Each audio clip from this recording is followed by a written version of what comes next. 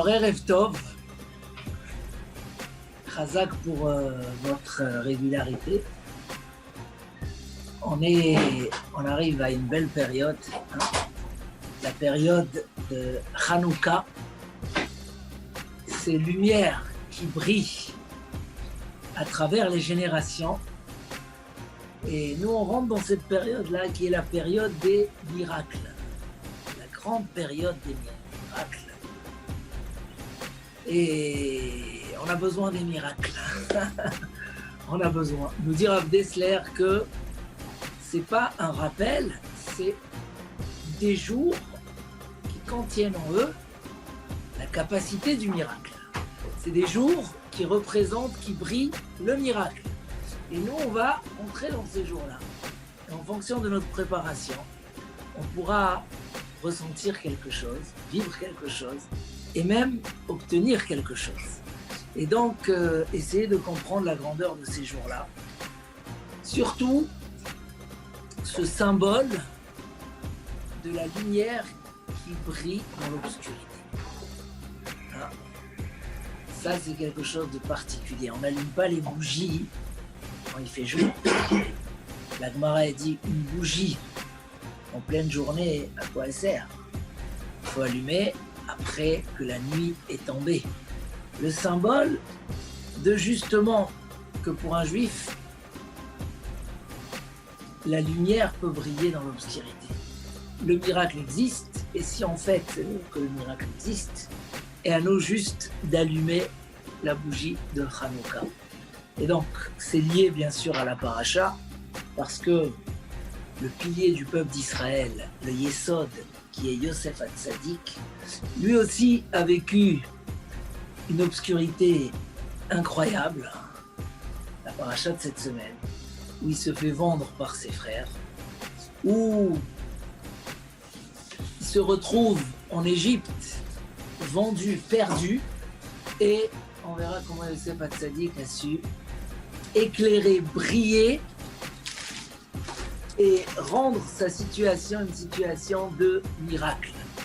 Alors, on va commencer par quelques petits points. On va relier bien sûr la fête de Hanouka avec cette paracha extraordinaire de Vayeshev, où Hanouka tombe toujours paracha de Vayeshev. D'abord, on attend, on voit comment les enfants ils attendent la fête de Hanouka. On l'attend, c'est une fête particulière. Et cette fête, elle a plusieurs raisons. Toujours c'est le miracle, mais quel miracle? D'une part, on parle du miracle, le grand miracle, qui est le miracle où ils ont gagné la guerre. Les Hashmonaïm, après une longue période où le peuple d'Israël était dans une pression énorme parce que les Grecs leur ont fait des décrets, ils les ont pas laissé faire la Torah et les mitzvot, ils leur ont pris leur argent et leurs filles, ils ont rendu impur le Beth Amikdash. Il dit le Rambam, des tsar les Israël, mais oh, le peuple d'Israël était dans une souffrance et une pression très lourde. Lachatzum lachatz gadol, jusqu'à qu'Akadosh Baruch Hu a eu pitié d'eux. Et cette petite poignée des Hashmonaïm a pu combattre une guerre énorme. Comme on dit dans la Tfila, Rabim beyad me'atim. Un peuple énorme, un peuple puissant est tombé dans les mains d'une minorité. Et qui? Pas des hommes de guerre. Tzadikim, des gens que leur vie était tzadikim. Alors, ce miracle, il est énorme. Et on voit que même si dans la prière, on remercie Akadosh Baruch Hu sur ce miracle, l'allumage des bougies de Hanouka vient rappeler un autre miracle. Et quand la Gemara, elle parle, c'est quoi Hanouka? Il n'y a pas une Gemara entière sur Hanouka. Il n'y a pas de Megillah sur Hanouka. Il y a Megillat Antiochos, mais ce n'est pas officiel. Une Megillah qui rentre dans les... Il n'y a rien. Il y a une petite Gemara qui parle et qui dit c'est quoi Hanouka? Et la Gemara nous raconte que quand ils sont rentrés dans le Beth Amikdash, hein, et parce qu'ils ont gagné la guerre, et ils ont voulu le remettre à son niveau, à ce moment-là, il n'y avait pas de l'huile. Tout l'huile a été rendu impur par les Yvanim.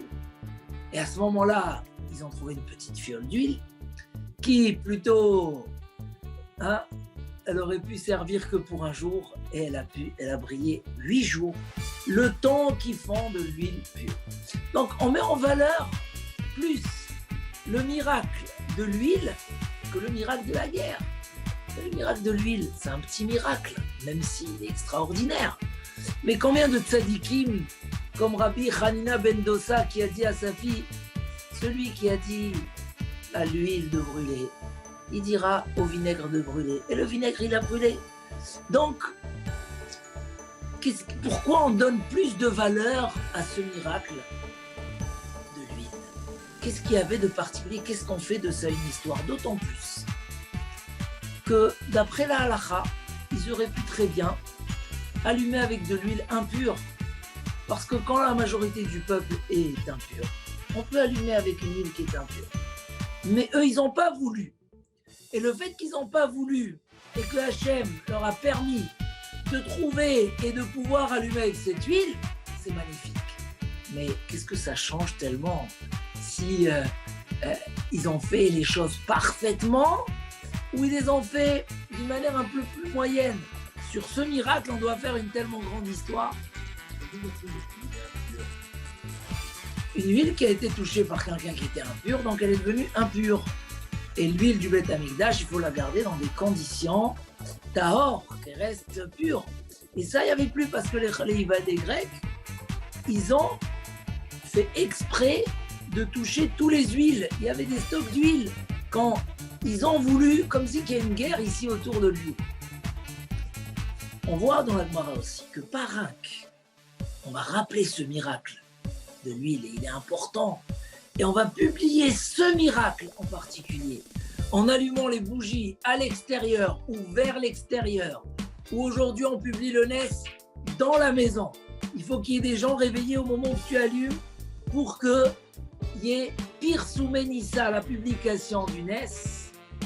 On voit dans la Gemara que particulièrement à Hanouka, on prend le Hidur Mitzvah, l'embellissement de la mitzvah. Dans chaque mitzvah, on a un devoir d'embellir la mitzvah. Zekeli ve'anveu, qu'on doit embellir la mitzvah.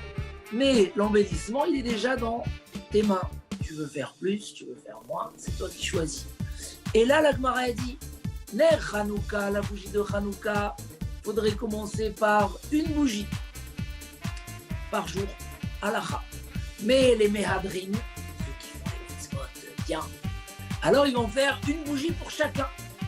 La mehadrin, mina mehadrin, ceux qui les embellisseurs des embellisseurs, ceux qui sont très pointilleux, alors ils vont faire une bougie chaque jour supplémentaire, une bougie supplémentaire chaque jour. Bon, là il y a Marloket, Sfarad Ashkenaz, si on accumule ces deux mehadrin, les Sfarad, on allume qu'une seule Hanoukia en augmentant les jours. Mais ce Hidur Mitzvah, il est devenu officiel. Il est ramené dans la halakha. Pourquoi Hanouka, on nous demande de viser la perfection dans notre recherche et dans notre action naturelle? Tu sais, la mitzvah, c'est une bougie, mais il y a mehadrin, il y a mehadrin. Et tout le monde aujourd'hui, qu'est-ce qu'ils font? Mehadrin, mina mehadrin. Ils font le plus belle des mitzvot. Pourquoi particulièrement on précise cette chose-là? Nous dit le Rambam, mitzvat ner Hanouka.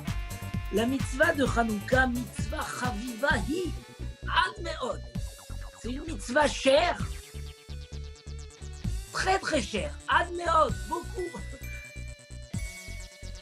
Et tzarich adam leizer ba. Et on doit faire très attention à cette mitzvah. Donc il nous met en garde, il dit attention, ne prends pas cette mitzvah comme tu as l'habitude. Non, il faut que tu lui donnes une importance particulière. Kedé leodia anes, pour publier le miracle.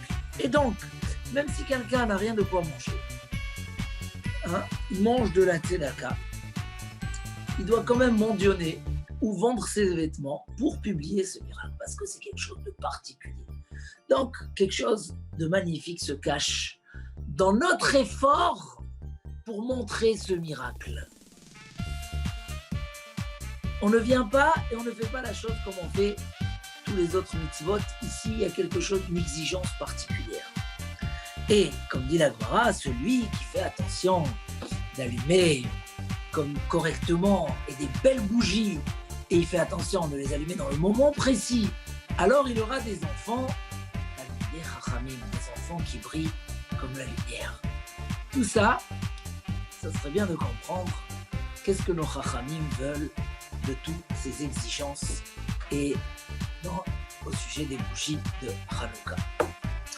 Alors, on va toucher un point assez important. Quand un homme fait un acte positif ou une mitzvah, il y a plusieurs possibilités de la faire. Il y a énormément de niveaux.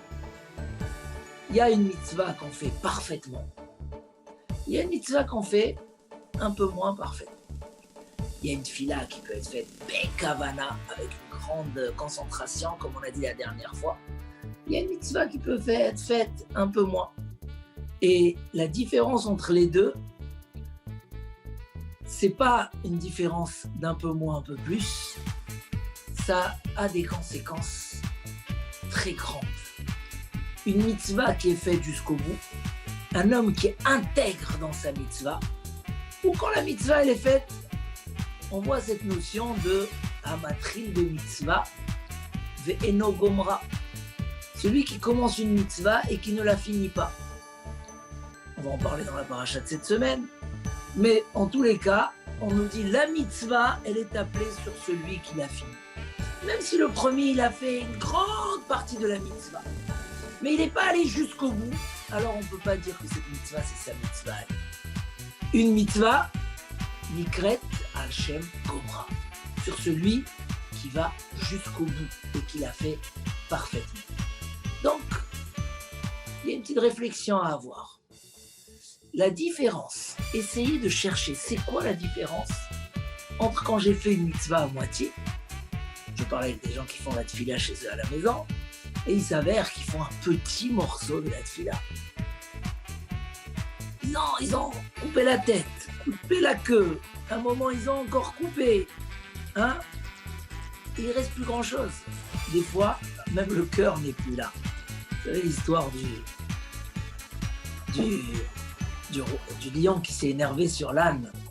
Parce que l'âne, il a osé lui demander les impôts. Alors, le lion, il a dit au renard, tu me dévores, tu me prépares en plat. Il n'a pas honte, il n'a pas respecté le roi. Alors le renard, il a coupé l'âne en plusieurs morceaux et il l'a amené au lion. Mais quand il a découpé, il a vu qu'il y avait le cœur. Il voulait manger le cœur. Il a dit, oh là là, il ne s'est pas retenu, il a mangé le cœur. Quand il amène au lion le plat, le lion, il regarde, il dit, il manque le cœur. Mon cher roi, s'il avait un cœur, il t'aurait demandé de payer les impôts. Il aurait compris que c'est le roi. S'il a demandé, il t'a demandé de payer, c'est qu'il n'a pas compris que c'est toi le roi, il n'avait pas de cœur. Et ça veut dire que on peut des fois, si on prend les choses à la légère, alors il peut manquer le cœur de notre mitzvah. Et la mitzvah qui nous amène au succès, la mitzvah qui nous déclenche le miracle, c'est la mitzvah qu'on a fait jusqu'au bout. Regardez l'exemple de Yosef Hatzadik. Yosef Hatzadik était en Égypte, tout seul, esclave, hébreu. Alors il avait tout. En plus, l'enfant gâté de son père, qui est jeté comme ça du jour au lendemain, et qui est vendu comme un esclave, quelle chance il a de réussir. Et pourtant la paracha nous raconte, Vayehi ish matzliach. Yosef était un homme où il réussissait dans tout ce qu'il faisait. C'est quoi le secret? Yosef, dans la plus grande obscurité, les plus grandes épreuves, où il devait se dire, waouh, combien d'épreuves! Jusqu'à où? Dans cette obscurité, Yosef était intègre dans sa émouna. Sa foi était parfaite. Pareil, il ne s'est pas révolté. Pareil, il ne s'est pas plaint. C'est déjà magnifique hein, quand il dit, bon, déjà, que je me taise, c'est déjà bien, mais je vais même dire Gamzoul et Tova, et je vais... On sait que même dans la émouna, il peut y avoir du moitié-moitié. Noach, Miktane Hamana Aya, Ma'amin velo Ma'amin. Noach, il était des petits, ceux qui avaient une petite foi. Il croyait pas. Il attendait de rentrer dans l'arche. Tant qu'il n'y a pas eu vraiment des pluies, il hésitait encore, est-ce que ça va venir? Il fallait que l'eau le pousse et le fasse rentrer. Ma'amin velo Ma'amin. Chez l'homme, ça existe. Ce partage, cette contradiction. Des fois, la lumière et l'obscurité dans le même endroit. Et ça crée des contradictions. Et ça amène l'homme à faire des choses qui ne sont pas parfaites. Ma'amin velo ma'amin. Yosef Hatzadik, c'est quoi le secret de sa Hatzlacha? Dans cette obscurité où Hachem s'est caché de lui, ne voyait plus rien. Vaïhi Hachem et Yosef. Il dit Rashi, parce que Hachem était dans la bouche de Yosef tout le temps, c'est pour ça qu'il a réussi. Il fallait un vrai miracle pour qu'un esclave comme lui réussisse. Il fallait un vrai miracle. Mais Yosef, il a fait les choses qui déclenchent le miracle. On verra tout de suite pourquoi une chose parfaite déclenche le miracle. Une chose parfaite, elle vient de l'intérieur. L'homme, il est entier dans ce qu'il fait. Et quand un homme, il y a l'intérieur, il y a la pnimiout, et l'homme est entier dans ce qu'il fait, ça dépasse les barrières matérielles. Et ça déclenche directement le miracle. L'homme peut vivre dans la matérialité, mais il vit supérieur au matériel. Il touche le côté spirituel des choses. Il voit Kadosh Baruch Hu à travers les barrières de la matière. Et c'était ça Yosef. Dans chaque chose, il dit le Midrash, même quand il venait servir son maître, il parlait.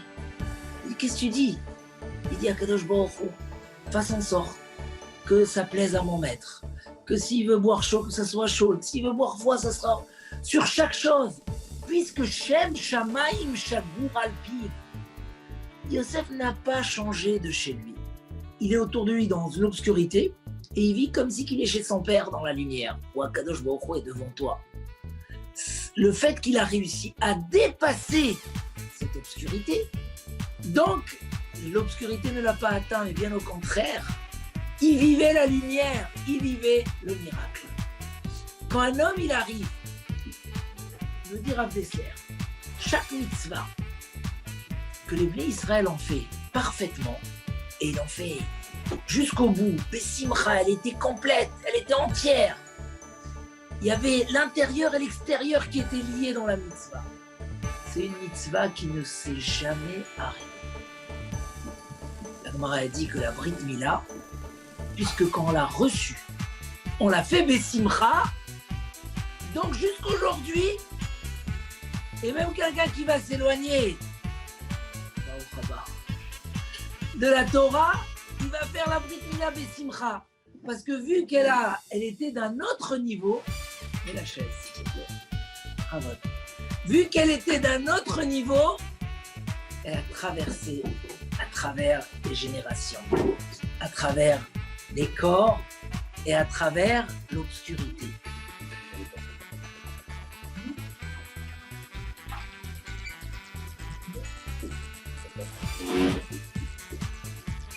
En revanche, il y a un autre petit point.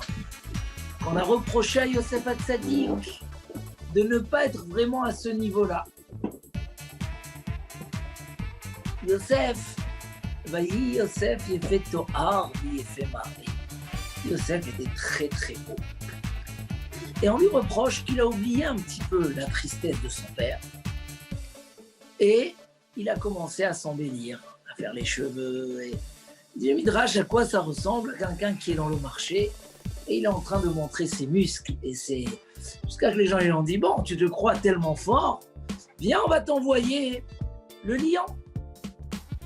On verra si l'ours, est-ce que tu es capable de te disputer avec lui. Yosef, à ce niveau-là, il a mérité une très grande épreuve, qui était l'épreuve de la femme de Potiphar.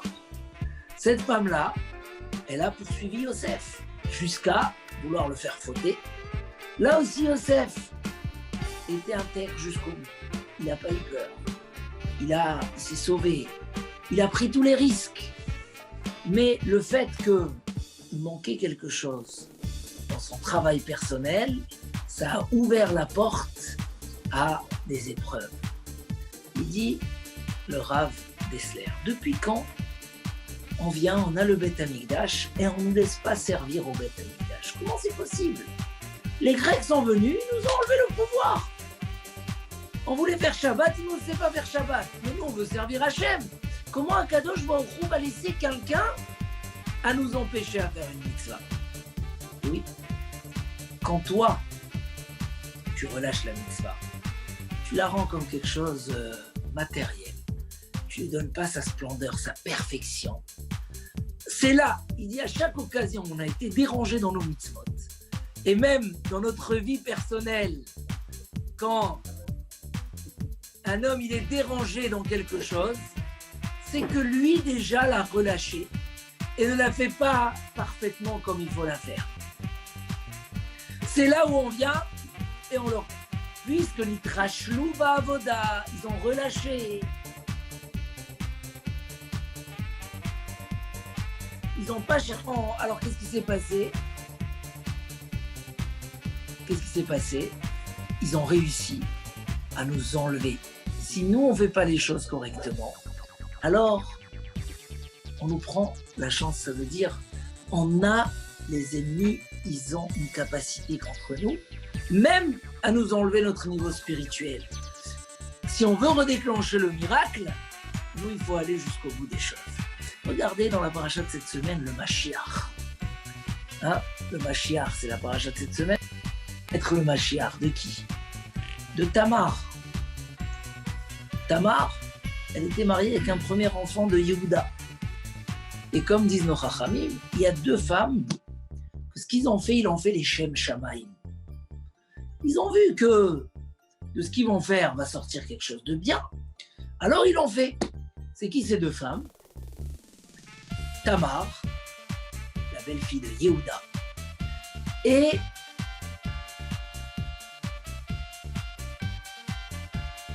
la femme qui a des grands enfants qui vont naître. Tamar s'est mariée avec un des enfants de Yehuda. Il a fauté et il est mort. Deuxième enfant de Yehuda, lui aussi il est mort. Elle n'a pas eu d'enfant. Elle a voulu le troisième, mais Yehuda, il n'a pas voulu. Donc, elle, qu'est-ce qu'elle a fait? Elle a attendu Yehuda au tournant. Et à ce moment-là, il y a l'ange qui a dit à Yehuda, vas-y, de cette femme-là, tu auras le Mashiach. D'accord? Et Yehuda est de cette femme-là. Et donc, Tamar s'est retrouvée enceinte de deux jumeaux. Mais ils l'ont jugé, le Beddin l'a jugé, c'était la fille d'un Shema. Et là, Yehuda s'est retrouvé dans un grand problème. Qu'est-ce qu'il fait? Est-ce qu'il dit la vérité ou pas? Et Yehuda, il a dit la vérité. Mais qu'est-ce qu'elle a fait, Tamar? Elle voit qu'il n'y a pas de chance dans cette famille-là. Le premier, il meurt. Le deuxième, il meurt. Elle veut le troisième. Et si on ne lui donne pas le troisième, qu'est-ce qu'elle fait? Elle se met dans un danger, une honte. Hein? Une honte. Tamar, elle a vu dans sa prophétie qu'il y aura le Mashiach qui va sortir. Oui, le Mashiach, il est sorti de là. Et d'après le Rachaim Akadosh, justement, ça devait se passer, la naissance du Mashiach, d'une manière cachée, où le Satan n'y voit pas qu'il y a quelque chose. Donc ça devait être couvert d'une manière un peu bizarre. Mais tout a été guidé du ciel. Mais Tamar, elle est allée jusqu'au bout de ce qu'elle a vu. Elle n'a pas tenu compte des difficultés. Elle n'a pas tenu compte de... Elle est allée jusqu'au bout. qu'est-ce qu'elle a fait, la femme qui a couru après Yosef? Oui, sa fille va se marier avec Yosef. Mais elle, dès qu'elle a vu que ça n'allait pas, elle a envoyé Yosef en prison. Quand tu veux faire quelque chose de bien, tu ne l'envoies pas en prison.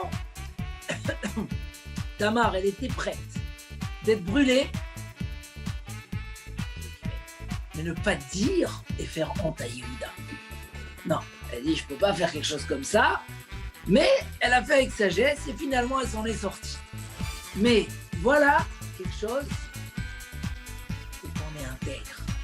Alors, le miracle, il arrive. C'est là où ça devait sortir de Yehuda lui-même, le Mashiach. Et elle a eu le Mashiach. Mais il n'y avait pas de demi-mesure dans ce qu'elle a fait. On dit même que pourquoi Yehuda il a perdu ses enfants. Il y a un midrash qui dit, parce que quand Yehuda il a fait la mitzvah de sauver son frère, Yosef, il a fait à moitié. Il aurait dû aller plus loin. Quand on a jeté Yosef dans le puits, et Yehuda il décide, il dit non, pourquoi on va le jeter dans le puits? Viens, on le vend. Il aurait dû aller plus loin. Il s'est arrêté. Lo gamar et ta mitzvah. Il n'a pas fini la mitzvah. Et ne pas finir la mitzvah, ça enlève de la mitzvah son côté puissant. Ça enlève le côté pnimi de la mitzvah. C'est que tu n'es pas entier dans ce que tu fais. Et pour déclencher le miracle, pour toucher au bout de la mitzvah, au côté spirituel, à la lumière qui va éclairer, il faut aller jusqu'au bout des choses. Et dit la Gemara dans Brachot,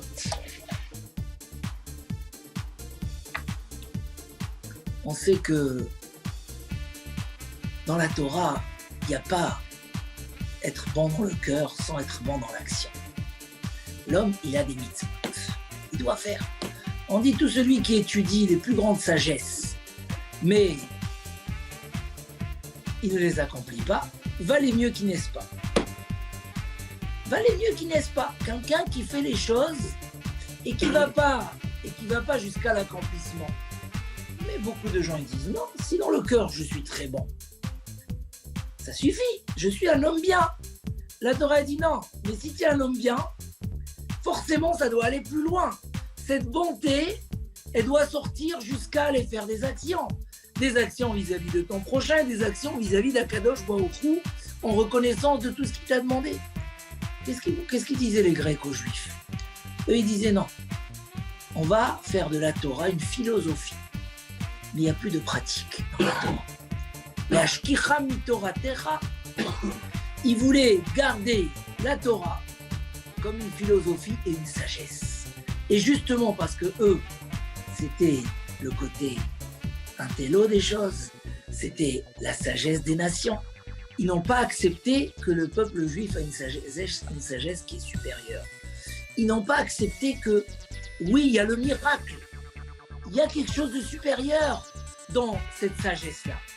Et donc, ils ont rendu impurs tous les shmanim. Ils ont interdit toutes les mitzvot. Ça a marché jusqu'au jour où chez les Bnei Israël, il manquait ce côté-là, intérieur. Ce côté-là qui permet d'aller jusqu'au bout des choses. Il manquait, c'était pas intègre et complet.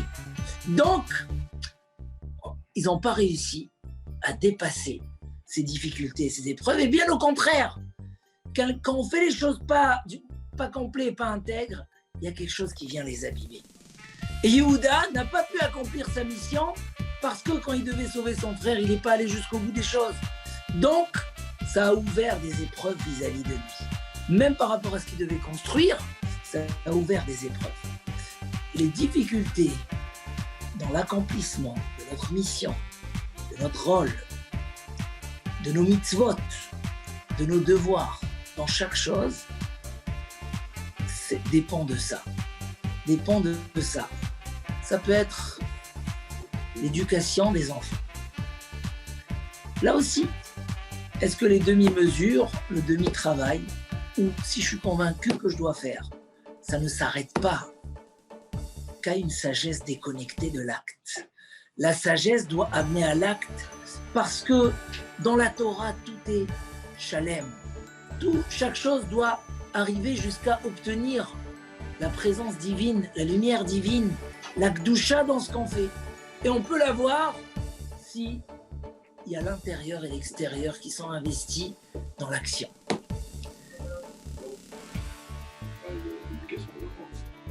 Aussi. Et là, on a une Gemara très intéressante dans Brachot. La Gemara, elle demande comme ça, les Chachamim se sont demandés, il dit, Maïshna Rishonim, Deitrechish Leunisa. Qui c'est qui demande ça? Rav Papa, il demande à Abaye, pourquoi les premiers, ils avaient beaucoup de miracles? Ou Maïshna Anan, et pourquoi nous, on n'a pas de miracles? C'est une question dans la Gemara, Brachot Dafkav. Pourquoi eux, ils avaient beaucoup de miracles et nous, on n'a pas? Alors la réponse la plus simple, c'est qu'ils étaient à un niveau supérieur, logiquement. Il dit non. Imishum Tanouye, si c'est à cause suite à l'étude, on est beaucoup plus fort que eux. Dans les années de Rav Yehuda, ils étudiaient Nezikin. Nous, on étudie les 6 volumes de la Mishnah. Et ils ramènent encore des arguments pour montrer qu'on est beaucoup plus fort que la génération qui était avant. Alors pourquoi? Il dit Rav Yehuda, quand il a enlevé une chaussure de son pied pour montrer sa tristesse, déjà la pluie elle est tombée, il n'y avait pas de pluie, il retire sa chaussure pour commencer à prier, à jeûner, tac, la pluie elle tombe. Et nous, on prie, on supplie, on crie, on demande. Et c'est fermé dans le ciel, personne qui nous écoute. Donc on voit que cette question, le secret du miracle, a été déjà demandé à l'époque. Comment faire? Il dit à Marley, il lui a dit, Kamaï, ceux d'avant, Havu kamasri nafshayu akdushat Hashem. Ils donnaient leur âme pour sanctifier le nom d'Hachem. Ils n'avaient pas peur. Chez eux, quand il s'agissait du Kiddush Hashem, ils étaient prêts à donner même leur vie jusqu'au bout. Anan, lo masrina nafshina kdushat Hashem. Nous, on n'est pas prêts. Il amène une histoire avec Ravad Abarahava, qu'il a défendu l'honneur d'Hachem dans une histoire. Ça lui a coûté 412. Une grosse somme d'argent. Et il a fait quand même. Donc, qu'est-ce qu'elle nous dit la Gemara? Si un homme, il se donne jusqu'au bout des choses, alors automatiquement, il arrive à toucher à quelque chose de supérieur et au miracle. Et là, c'est un élément important. Yosef Hatzadik, dans son obscurité, il a réussi à dépasser l'obscurité. Il avait la main d'Hachem avec lui. Il n'est pas resté seul en Égypte. Vayi Hachem et Yosef, Vayar Adonav, c'est marqué, son maître, il a vu que dans tout ce qu'il faisait, Hachem, Akadosh Baruch Hu était avec lui. C'est en double sens. Yosef, il a réussi à combattre toutes ces questions qu'il pouvait avoir. Pourquoi Hachem l'a envoyé en Égypte? Il fait partie des 12 tribus. Il est le fils préféré de Yaakov Avinu. Mais pourquoi? Qu'est-ce que j'ai fait? Il a continué avec sa émouna, mais jusqu'au bout, jusqu'à Vayi Hachem et Yosef. Dans chaque chose qu'il faisait, il y avait Yosef. Si tu vas jusqu'au bout des choses, si ton Leshem Shamaïm, il est jusqu'au bout, si la Simcha, elle est jusqu'au bout parce que tu es convaincu du bonheur que tu as, combien que ta mitzvah elle est plus poussée, les portes du ciel sont ouvertes. Le miracle est là. Pour amener un exemple de c'est quoi le Messiah des Charim, il insiste beaucoup dans Shahar Azrizout, dans cet empressement-là qu'on doit avoir dans les mitzvot. Combien c'est pas évident, une fois qu'on a commencé la mitzvah, d'aller jusqu'au bout de la mitzvah et ne pas montrer comme si que ça y est. Parce que si ça y est, ça veut dire que c'est un élément comme tous les éléments de ta vie qui te fatigue le jour où tu en peux plus. Alors que si c'est quelque chose qui te dépasse, il dit, il ramène, la mitzvah nikret el Hashem gomra, la mitzvah, Il dit, tu vois un homme qui est rapide dans ce qu'il fait, c'est l'homme qui va pouvoir être représenté. Il ramène tous les tzadikim, ils ont fait les mitzvot bizrizout, avec un empressement. Parce que, une fois que tu as commencé la mitzvah, Yemaher le'ashlimota. Savoir combien c'est important, il ne faut pas s'empresser à la commencer. Mais même une fois que tu l'as commencé, s'empresser à la terminer. Parce que ça, c'est le secret de la mitzvah parfaite.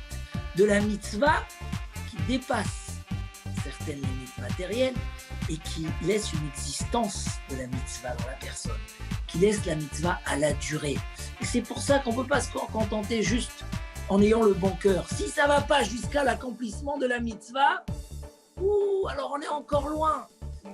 On voit que même, par exemple, l'étude de la Torah, c'est la plus grande des mitzvot.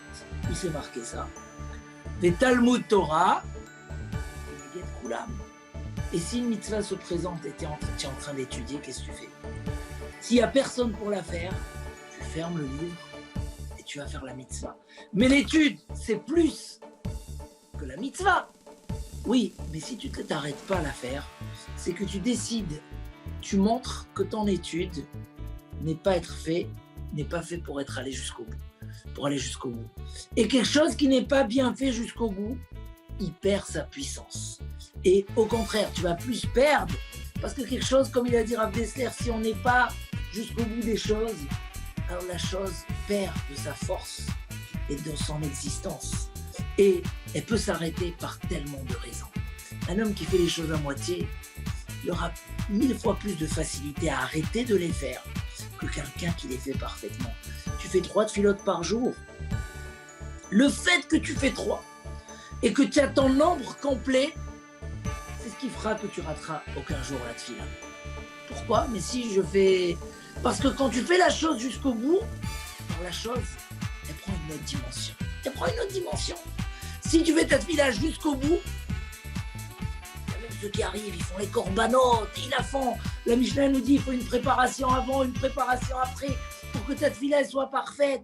Il y a tellement de conditions, même l'endroit, on a étudié ce matin, il faut qu'il y ait des fenêtres à la synagogue, qu'on voit le ciel, on se rappelle d'Akadosh Baruch Hu, on ne prie pas dans un endroit ouvert où on se sent n'importe où, on se fixe une place. Tellement de détails dans chaque mitzvah, pour que la mitzvah soit bien faite. Quand la mitzvah elle est bien faite, elle devient une partie de toi-même et elle ne s'arrête pas. Il ramène là l'exemple que je voulais ramener, c'est l'histoire qui s'est passée avec le Beit Hadash, un des commentateurs du... Le Beit Hadash, il avait un élève très riche, avec beaucoup de pouvoir. Et donc chaque fois qu'il y avait une mitzvah pour aider quelqu'un ou défendre quelqu'un, chez qui le Bach il envoyait? Chez ce monsieur-là. Un jour, il y a un homme qui tenait le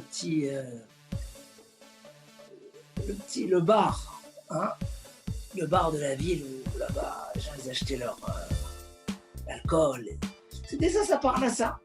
Et voilà qu'une autre personne vient pour lui prendre sa parnassa. Elle va et elle signe le contrat avec le Paritz et elle lui prend son contrat.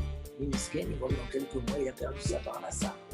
Très inquiet, il arrive à la maison, ouah, ce que sa femme elle lui fait. Il décide d'aller voir le Rav. Il va voir le Rav. Le Rav lui dit, pas de problème, je t'écris une lettre, tu vas chez mon élève, lui il connaît très bien le Paris, il va t'arranger l'histoire, je t'écrirai une belle lettre. Il lui écrit une belle lettre. L'autre il prend la lettre et il va chez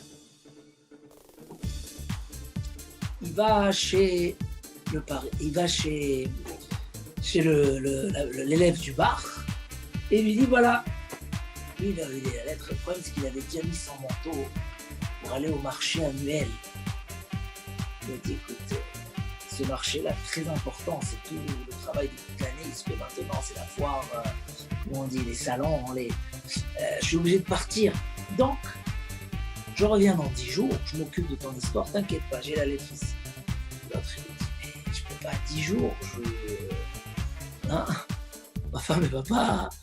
Il dit, regarde, t'inquiète pas, la parnassa, c'est à Kadosh Baruch Hu. Kadosh Baruch Hu, il va te gérer, ne t'inquiète pas. Il retourne à la maison, et l'autre, il va au salon. Sa femme, qu'est-ce qu'elle lui a fait? 10 jours de marron. Mais oui, lui il est riche, c'est normal qu'il a bitachon vachem. S'il était comme nous, tu l'aurais vu. Et pourquoi tu t'es laissé faire? Et il fallait pas. Et t'as fait ça 10 jours, elle lui a fait marrant. Bon, après 10 jours, l'autre il arrive, tout de suite il va chez le Paris, il règle l'affaire, il enlève le contrat de celui qui l'a pris, et il lui rend et tout va bien. Cet élève-là, il décède quelques années après, il est un peu âgé, et il revient dans le rêve chez le bar.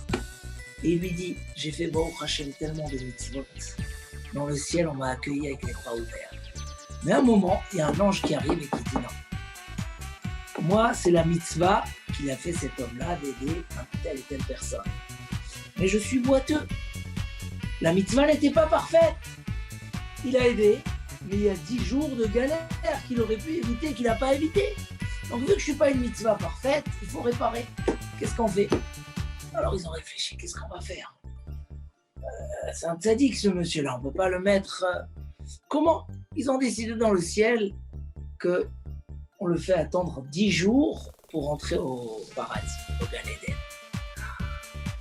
Il dit au Rav, tu ne peux pas t'imaginer la souffrance et la difficulté que c'était ces 10 jours-là. C'était comme l'infini. Il dit, je viens pour te raconter cette histoire, pour que tu la racontes aux gens. Et que les gens ils sachent que c'est pas la même mitzvah quand on la fait pas tout de suite, quand on la fait pas parfaitement. Et j'aurais pu éviter cette souffrance énorme si j'étais allé jusqu'au bout. Comment? Par une mitzvah. Mais voilà, il faut savoir qu'il y a des niveaux dans la mitzvah. Et une mitzvah, comme il en a lu dans le Rambam, si la mitzvah, elle est faite correctement, quand la mitzvah, elle est faite dans les temps, elle est chère, elle devient particulière. Regardez Caïn et Hevel. Les deux, ils ont amené un sacrifice à Akadosh Baruch. Qu'est-ce qui manquait dans le sacrifice de Caïn? Caïn était le premier à sacrifier devant Akadosh Baruch. Tout était bien, mais il n'a pas fait un beau sacrifice. Il a pris le reste de la marchandise. C'est pas passé. Akadosh Baruch Hu a accepté le korban de Hevel, qui a pris, c'est quoi, mi bechorot sono, des plus beaux de son troupeau, et il n'a pas accepté le sacrifice de Caïn. Pourquoi? Parce que ça n'avait pas la dimension suffisante. Ce n'était pas... Et ce korban, et on a une mitzvah, quand on fait Kavod Shabbat, quand on fait une mitzvah, on embellit la mitzvah, on est mechabed, regardez combien on investit pour un Shabbat. Waouh, c'est toutes les semaines, c'est de nouveau toute une préparation. Et ça a une valeur extraordinaire. Voilà, une fois que Achaz ba mitzvah, Yemaher le'ashlim ota. De même qu'on a la volonté, le souci, l'inquiétude, la volonté de faire la mitzvah, on doit autant mettre de l'énergie. Quelque chose qui va bien réussir, c'est quelque chose qu'on va mettre l'énergie jusqu'au bout. Et on va aller jusqu'au bout des choses. Et ça, puisqu'on arrive à Hanouka, c'est le secret de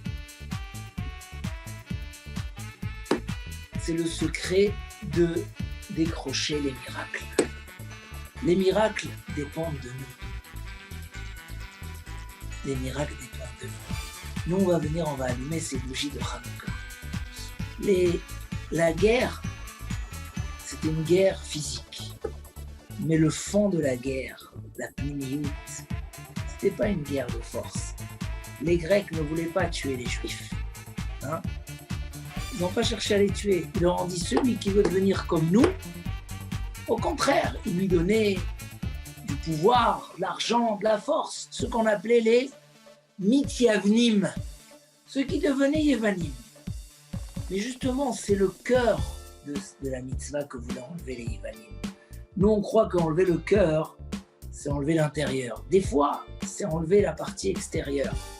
C'est enlever l'accomplissement des mitzvot. Ils savaient que si l'âme Israël n'accomplit pas les mitzvot, même s'il reste attaché à Hachem profondément, ça va s'arrêter un jour, ça va s'oublier.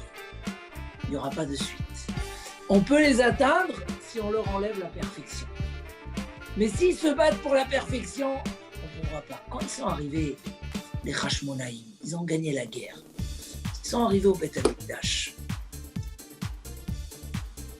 Chez eux, tout le courage de faire la guerre, c'était parce que ces Hashmonaïm-là, ils voulaient cette perfection. Ils voulaient remettre cette pureté, la fiole de lumière pure.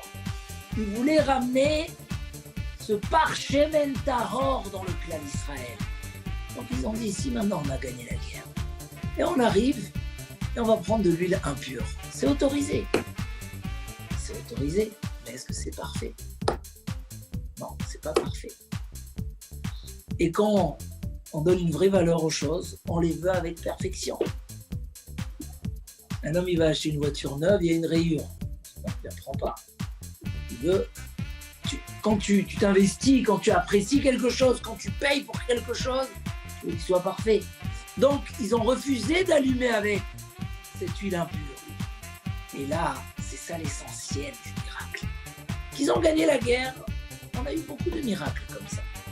C'est pas ce qui a marqué, c'est pas le message qu'on veut transmettre à toutes les générations. On veut transmettre que si toi, tu es convaincu dans ta vérité, et tu vas jusqu'au bout de cette vérité, tu vas y arriver à la voir. Les patriarches, les matriarches étaient stériles. Pourquoi? Parce qu'Akadosh Baruch Hu mit'ave litfilatan shel tzadikim. Akadosh Baruch Hu, il désire la tfila des tzadikim. Léa, qui a amené la majorité des shvatim, elle devait se marier avec Esav. Elle a tellement pleuré qu'elle a changé la xéra.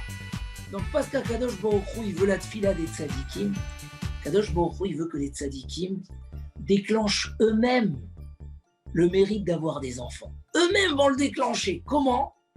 Parce que, comme on voit, Léa, elle a pleuré jusqu'à ses yeux. Rachel aussi, elle a pleuré. Et c'est venu avec cet effort. C'est venu avec des choses intègres, des choses complètes, des choses shlemim. Et là, c'est venu. Donc le miracle que beaucoup a fait Hashmonaïm, il a un message très fort. Il a un message que dans l'obscurité des Ivanim, les Ivanim, ils ont installé une obscurité spirituelle. Vechosher al pene tehom, c'est au début de la Torah, l'obscurité, disent nos Chachamim, c'est Yavan, c'est les Grecs. Shirchichu enehem shel Israël. Ils ont obscurci. Ils ont trouvé la brèche. Hein? Comme le Yetzer Hara, il est toujours devant l'endroit où il y a la petite brèche. Ça, c'est cassé, abîmé. Et ils ont mis de l'obscurité. Parce qu'ils ont enlevé la splendeur, la chose qui relie entre nous et la présence divine. Ils ont cassé cette chose-là. Et donc pour la retrouver, le but, c'était pas que de gagner la guerre et redonner le pouvoir au peuple d'Israël.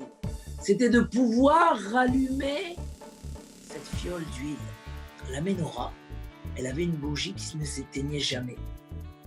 Avant de la nettoyer, on allumait les autres et on la rallumait et elle restait 24 heures tout le temps. Et c'était le témoignage que Akadosh Baruch Hu est parmi nous. Même si Eloké Israël mistater, Akadosh Baruch Hu se cache. Eloké Israël Moshiach. Il nous fait des Yeshuot. Et de là, on revoit qu'il est parmi nous. Donc à travers ce Hester, ce moment d'obscurité où on ne voit plus rien, si toi tu vas et tu mets un peu de lumière dans cette obscurité, et tu vas jusqu'au bout des choses, c'est là où tu retrouves le miracle.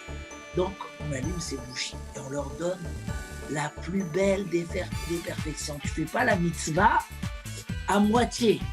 Mehadrin, nina mehadrin. Tu peux pas, tu vends tes vêtements et tu vas acheter de l'huile. Mehadrin, tu vas publier. Pourquoi Mehadrin, nina mehadrin? Pourquoi Hanouka on demande tellement? Parce que justement, c'était ça le message. Si tu t'arrêtes au milieu, tu ne vois pas le succès. Il faut aller jusqu'au bout pour voir bien mettre le succès. En mitzvah nikret la Hashem gomra. tu laisses pas les choses juste dans ton esprit. Ah bon, Hachem, moi j'aime les mitzvot. Tu les fais par derrière. À la tefila, c'est super important. Je fais tout le matin un petit morceau. Non, c'est pas ça. Tu veux goûter la présence divine. Vani kirvat Elokim litov, il dit David Amelech, moi, la présence divine, je sens que c'est le plus grand bonheur pour moi. Tu veux le goûter, tu veux le voir. Tu veux voir le succès de ta tefila. Comment on dit, tous les ports des prières ont été fermés après la destruction du temple. Ça passe plus. Sha'ared Ma'ot, l'oninal, s'il y a des larmes, c'est ouvert. Ça veut dire quoi? Si, il y a un moyen de rentrer dans tous les cas, mais il faut aller jusqu'au bout des choses. C'est une grande maladie que qui c'est qui va réussir à étudier la Gemara, par exemple? Il n'a pas appris, il n'a pas fait l'école juive, ou il ne comprend pas l'hébreu, ou il ne sait pas lire, tout ce que tu veux pas. Qu'est-ce qu'elle a dit la Gemara? Les premiers, ils se sont donnés sur le nom d'Hachem, la pluie elle est tombée. Dès qu'ils voulaient, bim, ça venait tout de suite. Tu veux quelque chose, si tu le veux et tu le fais avec perfection, tu vas y arriver. Les portes vont s'ouvrir. Dans chaque chose, Vaillez Hachem et Yosef, tu vois que ça ne va pas ta parnassa, prends la tefila et fais-la intégralement. Vaillez Hachem et Yosef. Chaque chose que tu fais. Oui, mais ça ne marche pas. Comment? Je suis en exil, comment? Non. Il lui a donné la responsabilité de toutes ses affaires. Yosef est devenu le grand patron. Pourquoi? Hachem était. Puisqu'Hachem était avec lui, Hachem était dans sa bouche. Bezrat Hachem, Imirtse Hachem. Il faisait même une tefila. Un homme, il doit prier. Voilà, c'est un yesod me'ot chashuv. C'est un yesod me'ot chashuv. De refuser. Si j'ai compris, je vais jusqu'au bout. Comment il leur a fait Eliyahu Hanavi quand il a réuni le peuple d'Israël sur le mont Carmel. Il leur a dit jusqu'à quand vous êtes entre les deux chaises. Vous priez et vous machin et vous servez d'idolâtrie. Il faut vous décider. Si Hachem est roi Harav, et sinon allez ailleurs. Mais servir de Dieu en même temps, il y a ici un problème. Il leur a même autorisé de faire un sacrifice. La balle. Si le feu il va descendre, bien sûr. Mais si le feu ne descend pas, alors stop, vous arrêtez avec tout ça et vous montrez que Hachem ou Elohim. C'est là où le peuple d'Israël il a crié sur le mont Carmel. Hachem ou Elohim, Hachem ou Elohim. Et ils ont accepté d'éliminer totalement la Avodah Zara. Parce que là, ils ont compris qu'il faut aller jusqu'au bout dans cette direction et pas dans l'autre direction. Si tu as compris, tu arrives à la destination. La Torah, dans tout ce qu'elle nous enseigne, elle nous dit, regarde, il y a un chemin qui a l'air d'être lent au début. Le chemin de Yaakov Avinu. Mais il est court en vérité, parce que c'est une autoroute. C'est clair. Yaakov Avinu, il n'a pas dépassé, il a mis chaque chose en son temps. Yaakov Avinu. Le travail. Quand les bénédictions devaient arriver, ils arrivaient tout seuls. Il a eu le droit d'aînesse, il a eu les brachot, il a eu les 12 shvatim beaucoup plus tard que ce que son frère il a déjà construit sa famille. Il est revenu en Eretz Israël, son frère il est parti ailleurs, il lui a laissé la place. Tout vaizrach lo hashemesh. Il est arrivé après qu'il a passé toutes ses épreuves, mais il les a passées jusqu'au bout. L'ange il a secoué toute la nuit pour essayer de lui faire entrer des pensées contre Akadosh Baruch Hu, ou contre la Torah, ou contre les... Il a tenu toute la nuit. Le matin, le soleil lui a brillé, lui a guéri son pied. Vayavo Yaakov Shalem. Yaakov, il est arrivé entier. Shalem.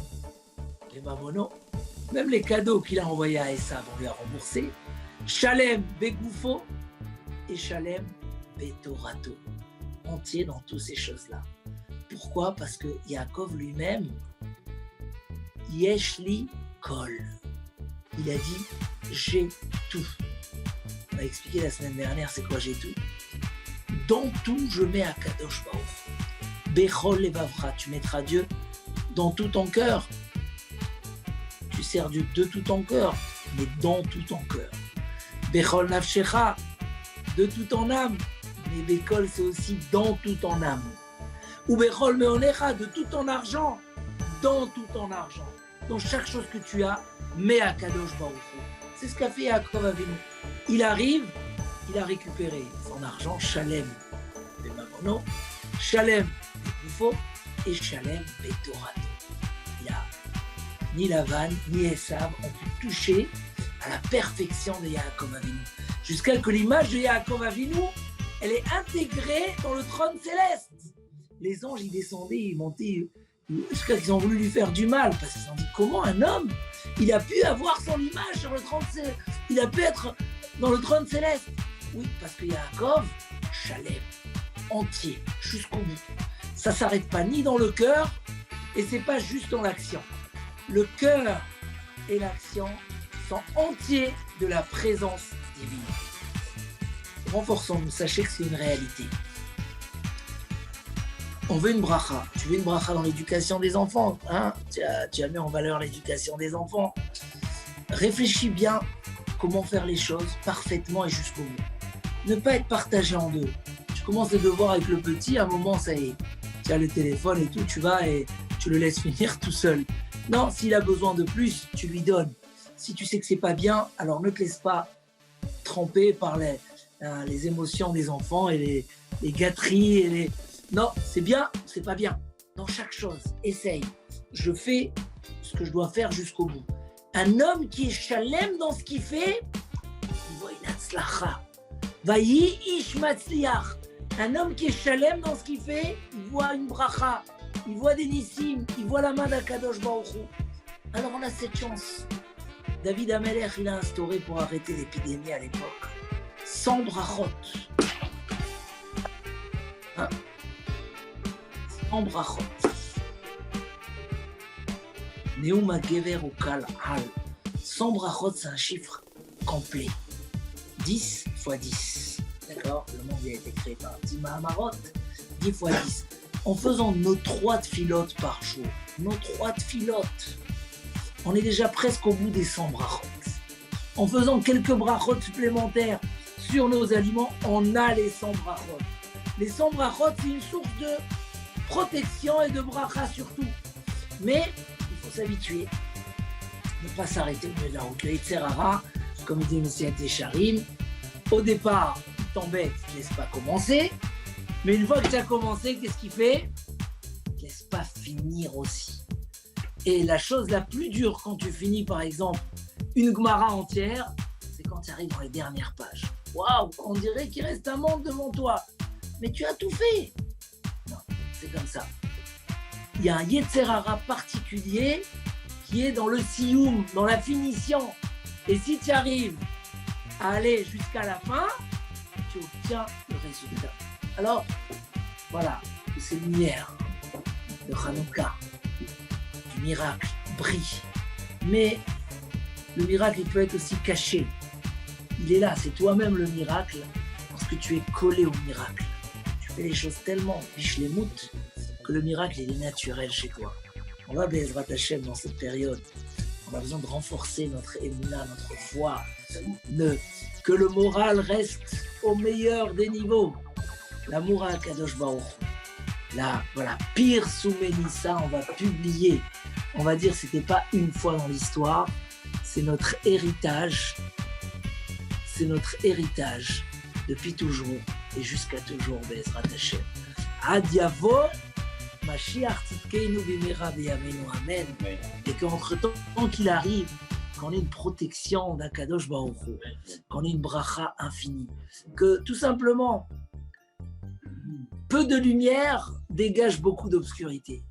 Partout où on va, voilà, il y a ces bougies qui éclairent, jusqu'à le chiffre 8 qui est dépassé la nature. À tous les niveaux et partout, Akadosh Baruch Hu est présent dans notre esprit. Et la Torah est présente dans nos actes. Elle est présente avec perfection. Ça, c'est la plus grande bracha. Ça, c'est le secret du miracle.